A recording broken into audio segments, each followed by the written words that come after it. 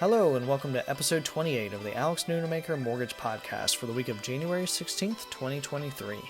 In market news, last week we did get good news from the CPI report, as expected, so rates have improved, but we've also seen an interesting ceiling develop in mortgage-backed securities. I'm going to post a graphic here where you can see on the video mortgage bonds bumping up against this red line of resistance, which I've highlighted and I've made it bold.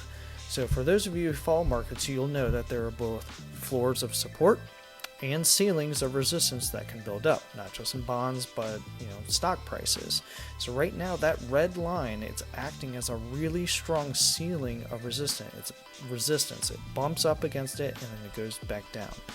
So as we've gotten good news, it's been able to break through, and you'll see in late November, middle December, and after the CPI reports where I've shown the arrows, bond markets were feeling good. They came up, they met that ceiling, and then it got bumped right back against that ceiling of resistance. This is showing us that the bond market not only wants to see good inflation news, but they want to see the Fed acknowledge it, to acknowledge that the economy is shrinking and that they might not have to continue raising rates. If bonds can break through that ceiling, it will instead act as a floor, and then we can go up to the next ceiling, and that's when we're really going to see rates improve with lots of room to the upside. So what do we see moving forward? I think that we're going to see incremental, slow improvements here through the spring as inflation improves. We're going to get some monthly inflation readings.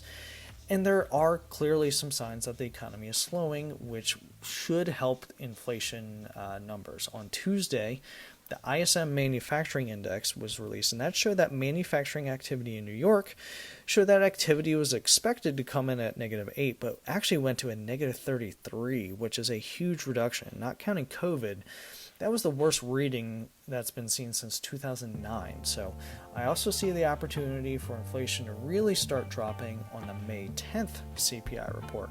More on that in later episodes. That's what we call a cliffhanger. In mortgage news, but also market news, is the MBA released mortgage application data, and they saw mortgage applications up 25%. Now, that's also comparing versus last week. We're kind of coming out of the holidays, so that number might be skewed, but in general, yes, we are seeing mortgage applications up. And there's a few ways to read this, but anecdotally, what I've seen is that the second half of 2022, it shocked a lot of potential home buyers with rates rising pretty dramatically. However, you can't keep demand back forever. Families are still expanding, retirees still want to downsize, people want to move up, move down. And now that the shock has kind of worn off from the second half of last year, I think now that we've seen some give back both in prices and also in interest rates, we're starting again to see a resurgence in demand.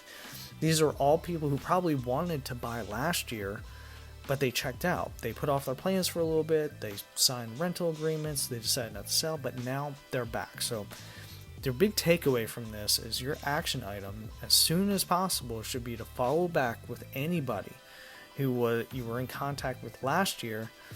Now that activity and interest is picking back up, people want to re-enter that market, and it's probably going to be those people. So make sure you don't lose out on potential clients by missing a simple follow-up with people from last year. It's going to be super important.